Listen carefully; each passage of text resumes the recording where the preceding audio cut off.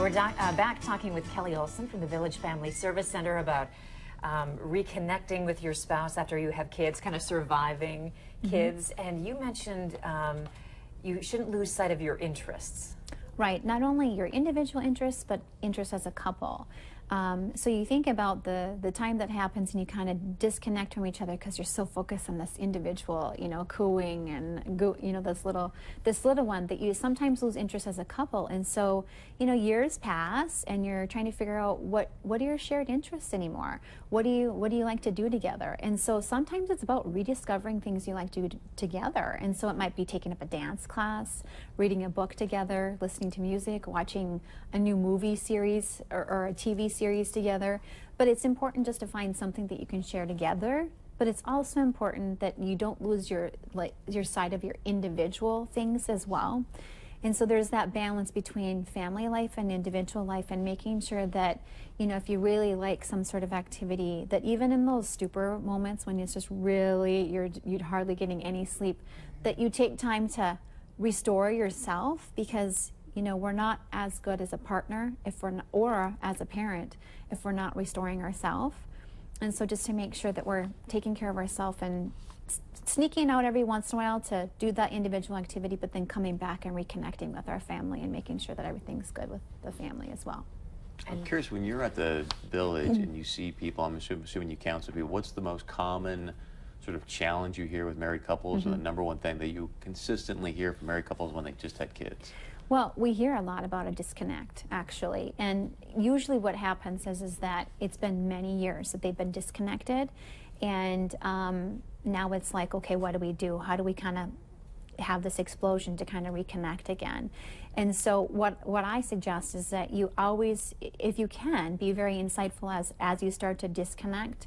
Be insightful about, okay, I think we're kind of disconnecting. We got to try to keep ourselves connected. And how we're going to keep ourselves connected? How we're going to have discussions, and how is life? How is work? How was your day?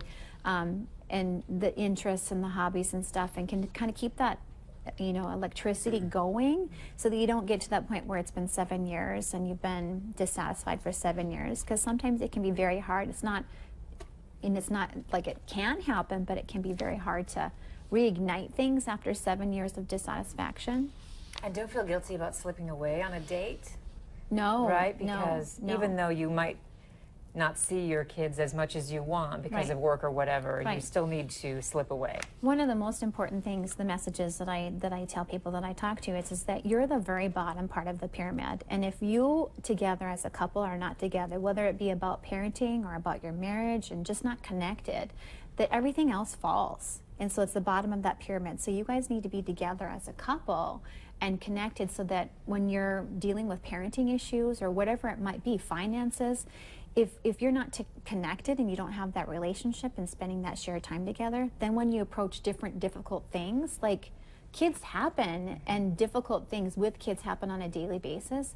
If you're not connected and re-energizing that connection, then those obstacles are going to be much larger. And you won't be on the same page when you need to present a united front in front of the children. It's like a bank account. If you spend time together, you make a deposit. But if you're constantly withdrawing, and then you approach some difficult thing like a difficult financial decision or a difficult issue with a kid, if you don't have significant deposits, then all of a sudden you're making a lot of withdrawals, and it's difficult for that relationship to sustain some of those issues. Got about a minute left, but if you can talk to the balance of, like you mentioned, taking care of yourself, but also obviously the young ones. I think about an airplane, when the oxygen goes off, hey, give yourself the gas mask first, and then to your kids. So if you can't talk about the importance of making sure that, hey, you've got to designate this time for yourself to keep yourself fortified, and gives you that much more patience when you tend to be impatient with little ones. It does.